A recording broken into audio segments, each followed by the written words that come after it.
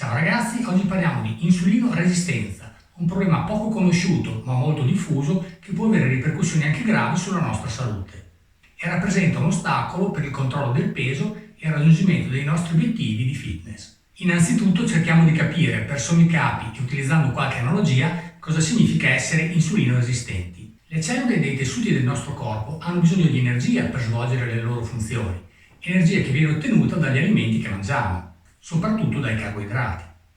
Negli individui sani i carboidrati vengono digeriti, scomposti nei loro mattoncini costituenti, il glucosio, e infine riversati nel sangue con innalzamento della glicemia affinché possano raggiungere le cellule dei tessuti che ne hanno bisogno. Per notificare alle cellule che possono assorbire il glucosio dal sangue, il pancreas produce l'insulina, un ormone, un messaggero che segnala alle cellule in ascolto che possono aprire le porte, i canali Lut4 e prelevare nutrienti dal flusso sanguigno. Se le nostre cellule hanno un dito fine, passatemi l'analogia, sarà sufficiente poca insulina per portare il messaggio e stimolare la reazione di assorbimento dei nutrienti. Purtroppo, per molteplici cause, le nostre cellule possono diventare progressivamente sempre più sorde al messaggio dell'insulina, con il risultato che il pancreas dovrà aumentare il volume sonoro del messaggio, immettendo sempre più insulina nel sangue per promuovere l'assorbimento dei nutrienti e l'abbassamento della glicemia.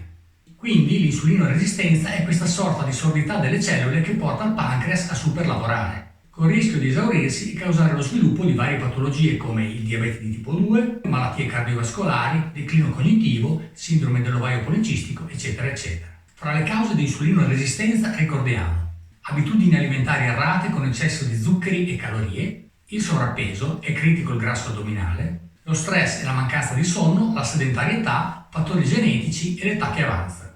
Quindi, cosa possiamo fare per migliorare la sensibilità all'insulina?